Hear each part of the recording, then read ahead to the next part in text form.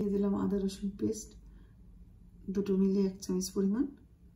দিয়ে দিলাম একটু সয়া সস, দিয়ে দিচ্ছি গরম মশলার গুঁড়ো ছোট চামচের 1 চামচ পরিমাণ। দিয়ে দিচ্ছি একটু শুকনো মরিচের গুঁড়ো, দিয়ে দিচ্ছি একটু জিরের গুঁড়ো, দিয়ে দিচ্ছি অলিভ অয়েল, 1 ফোঁটা লেমন জুস,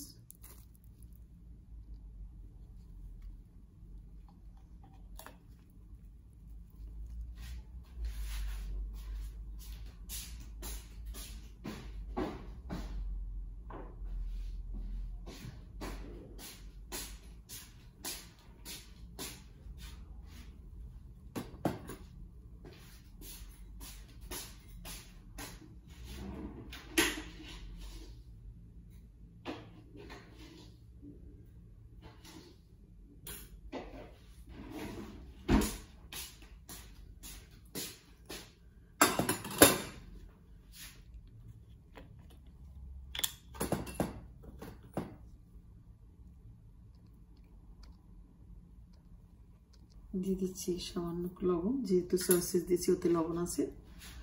আর দিয়ে দিচ্ছি ডিমের সাদা অংশ,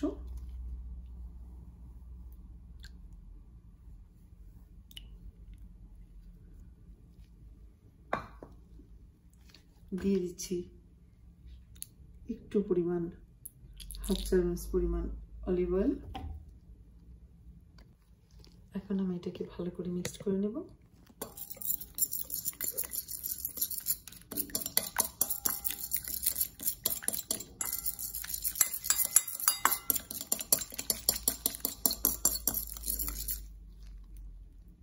এর মধ্যে দিয়ে দেব মুরগির পিস,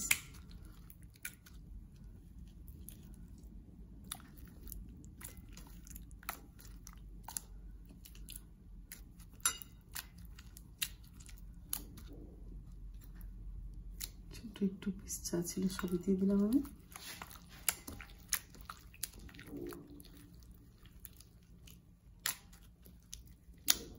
এটা আমি ঢাকনা দিয়ে রেখে দেবো আধা ঘন্টার জন্য। ফিরে আসছে আধা ঘন্টা পর। এখন এটাকে আমি ঢাকনা দিয়ে রেখে দেবো 30 মিনিটের জন্য। আমি একটু কালার অ্যাড করে নিচ্ছি এটার মধ্যে।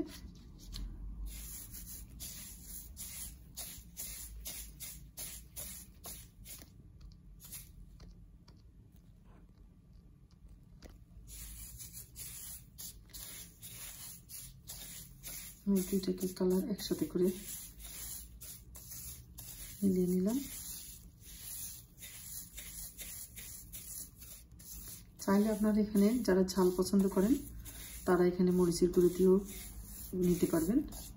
তো আমি বেশি ঝাল দেব না এটাতে চিকেনে, তাই আমি একটু কালার দিয়ে নিলাম। আধা ঘন্টা ভিজানো হয়ে গেছে। এখন এখান থেকে আমি পিস নিয়ে প্রথমে 1 পিট করে দিব, তারপর আরেক পিট করে দিব।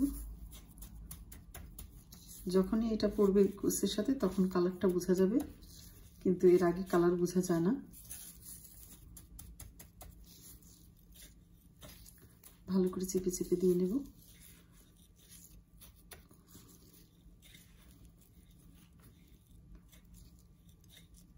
দুই পিসটাই ভালোভাবে ভেজানো হয়ে গেল। এখন এটা আমি এয়ার ফ্রায়ারে দিব, সবগুলো একসাথে করলে।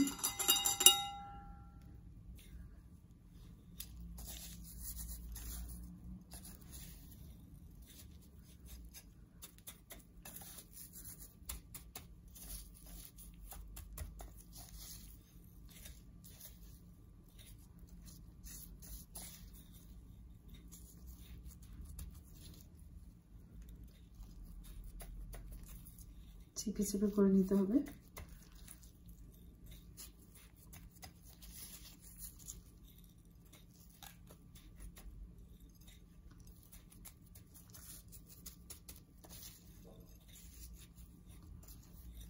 হয়ে গেল আমার এই পিসটাও।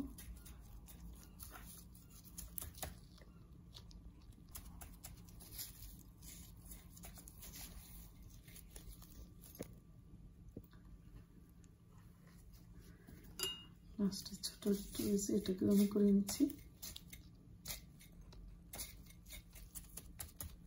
নিয়ে নিলাম আমি এয়ার ফ্রায়ারের মধ্যে।